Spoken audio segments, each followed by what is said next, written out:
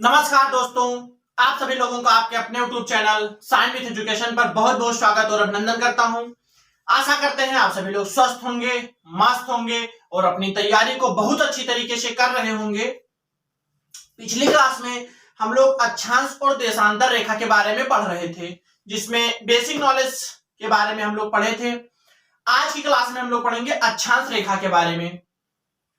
तो अगर अक्षांश रेखा की बात किया जाए तो ये अपने आप में पूर्ण वृत्त रेखा होती हैं, मतलब और ये समांतर पर खींची जाती हैं। तो सबसे पहले हेडिंग डालिए, फिर हम लोग बहुत अच्छी तरीके से समझते हुए और आगे बढ़ेंगे। तो हेडिंग डालिए अक्षांश रेखा।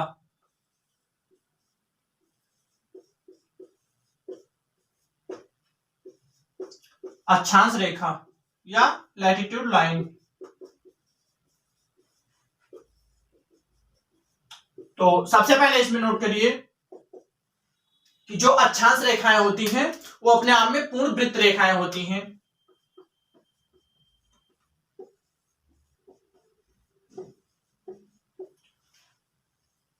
यह पूर्ण वृत्त रेखा होती हैं।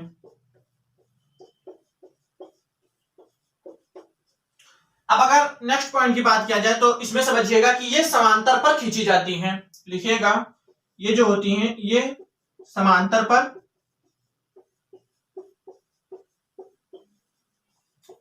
पर खींची जाती हैं। ये समांतर पर खींची जाती हैं। अब यहां समझिएगा कि जो अक्षांश रेखाएं होती हैं वो 1 डिग्री के अंतराल पर खींची जाती हैं। मतलब एक रेखा से दूसरे रेखा के बीच का जो डिफरेंस होता है वो 1 डिग्री मतलब 1 डिग्री का होता है। तो इसमें लिख लीजिए कि 1 डिग्री के अंतराल पर खींची जाती हैं।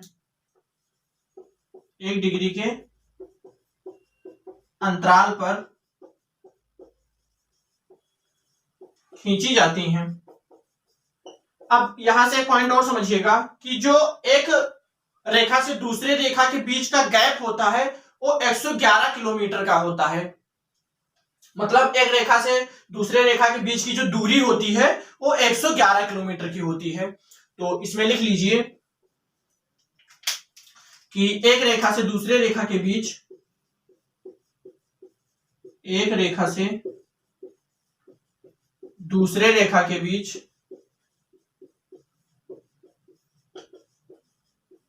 111 किलोमीटर की दूरी होती है। 111 किलोमीटर की दूरी होती है। नोट कर लीजिएगा कि जो एक रेखा से दूसरे रेखा के बीच की जो दूरी होती है वो 111 किलोमीटर की होती है। तो अब अगर यहां से क्वेश्चन आता है कि मतलब एक रेखा से दूसरे रेखा के बीच की दूरी कितनी होती है, तो आपका आंसर होगा 111 किलोमीटर। और अगर ये क्वेश्चन आता है कि कितने डिग्री के अंतराल पर ये खींची जाती हैं, तो आपका आंसर होगा 1 डिग्री के अंतराल पर खींची जाती हैं।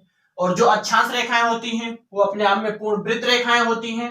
तो इसको आप सभी लोग नोट कर लीजिए। फिर हम लोग टोटल लैटिट्यूड लाइन मतलब कुल अक्षांश रेखा के बारे में बात करेंगे कि कितनी होती हैं। तो सबसे पहले आप इसको नोट कर लीजिए, फिर हम लोग समझेंगे कि कुल अक्षांश रेखाएं कितनी होती हैं, अक्षांश रेखाएं कितनी होती हैं। तो इन सब के बारे में हम लोग अगले पॉइंट में समझेंगे। तो सबसे पहले आप सभी लोग इसको नोट कर लीजिए। अब आशा करते हैं आप सभी लोग नोट कर चुके होंगे। अब यहां से समझिएगा, अगर कुल अक्षांश रेखा की बात किया जाए,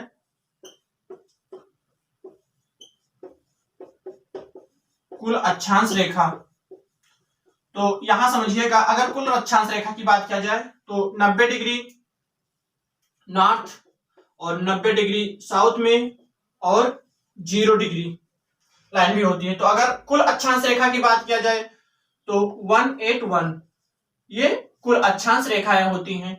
अगर केवल अक्षांश रेखाएं की बात किया जाए,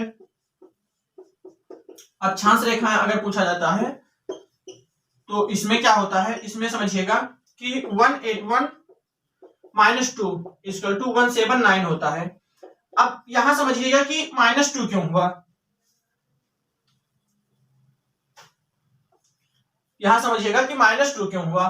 तो -2 इसलिए हुआ क्योंकि यहां समझिएगा, ये मान लीजिए ग्लोब है और ये 0 डिग्री वाला क्षेत्र मतलब भूमध्य रेखा। अब यहां समझिएगा कि जो ये वाला क्षेत्र होता है और ये वाला क्षेत्र होता है, ये पोल होता है, मतलब ध्रुव होता है। तो इस वाले क्षेत्र पर लाइन ड्रॉ करने के लिए स्पेस नहीं बचता है, तो इसलिए इसे लाइन नहीं गिना जाता है, मतलब ये ध्रुव होता है। तो इसीलिए मतलब 90 डिग्री नॉर्थ और 90 डिग्री साउथ वाला जो रीजन होता है वो लाइन नहीं होता है, वो ध्रुव होता है, मतलब पोल होता है। इसीलिए 2 इसमें माइनस कर दिया जाता है। अगर अक्षांश रेखा की बात किया जाए तो 179, अगर कुल अक्षांश रेखा की बात किया जाए तो 181। अब एक बात यहां से और समझिएगा कि इनके बीच का जो ऐसे लाइन ड्रा होती है,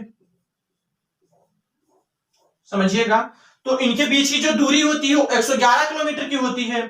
और इसी वाले क्षेत्र को, मतलब ये जो क्षेत्र होते हैं, ये वाले सब क्षेत्र, इन्हीं को कटिबंध कहा जाता है। यहां समझिएगा कि इन्हीं को कटिबंध कहा जाता है। जो एक रेखा से दूसरी रेखा के बीच में गैप होता है उसी को कटिबंध कहा जाता है। तो इसको आप सभी लोग नोट कर लीजिए। आशा करते हैं आप सभी लोग अक्षांश समझ गए होंगे। तो इस क्लास में बस इतना ही। अगली क्लास में हम लोग पढ़ेंगे मुख्य अक्षांश के बारे में। जो ये 0 डिग्री वाली रेखा होती है या भूमध्य रेखा होती है, इसी को विषुवत रेखा भी कहा जाता है, इसके बारे में हम लोग अगली क्लास में चर्चा करेंगे। तो आपको क्लास कैसे लगी कमेंट बॉक्स में जरूर बताएं।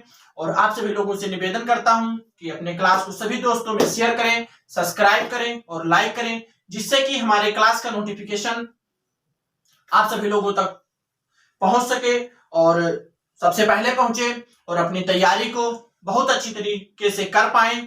तो मिलते हैं अगली क्लास में एक नए उत्साह और नए उमंग के साथ। तब तक के लिए जय हिंद, जय भारत।